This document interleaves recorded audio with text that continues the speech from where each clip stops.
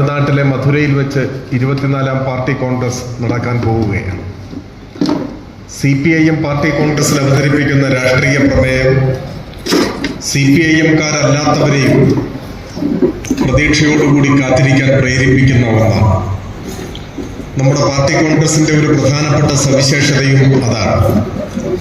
നമ്മുടെ രാജ്യത്തെ മറ്റു പല രാഷ്ട്രീയ പാർട്ടികളും രാഷ്ട്രീയ കാരണങ്ങളാൽ നമ്മളെ എതിർക്കുന്നവരും കോൺഗ്രസിന്റെ മുൻപാകെ നടക്കുന്ന ചർച്ചകൾ, അതിൽ അംഗീകരിക്കുന്ന രാഷ്ട്രീയ പ്രമേയം, സാർവദേശീയവും ദേശീയവുമായ രാഷ്ട്രീയ പരിതസ്ഥിതികളെ CPIM എങ്ങനെയൊക്കെയാണ് വിശകലനം ചെയ്യുന്നത് എന്നത് എല്ലാം മറ്റു പാർട്ടികളും സഗൗരവം കാണുന്നു എന്നത് നമ്മുടെ രാഷ്ട്രീയ പ്രാധാന്യത്തിന് അടിവരയിടുന്നതാണ്.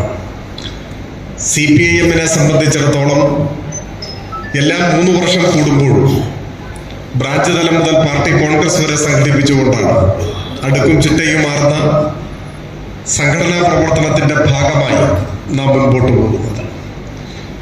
ഈ കാലയളവിലെ രാഷ്ട്രീയ സാഹചര്യങ്ങളെയെല്ലാം സൂക്ഷ്മമായി നാം വിശകലനം ചെയ്യുന്നുണ്ട്.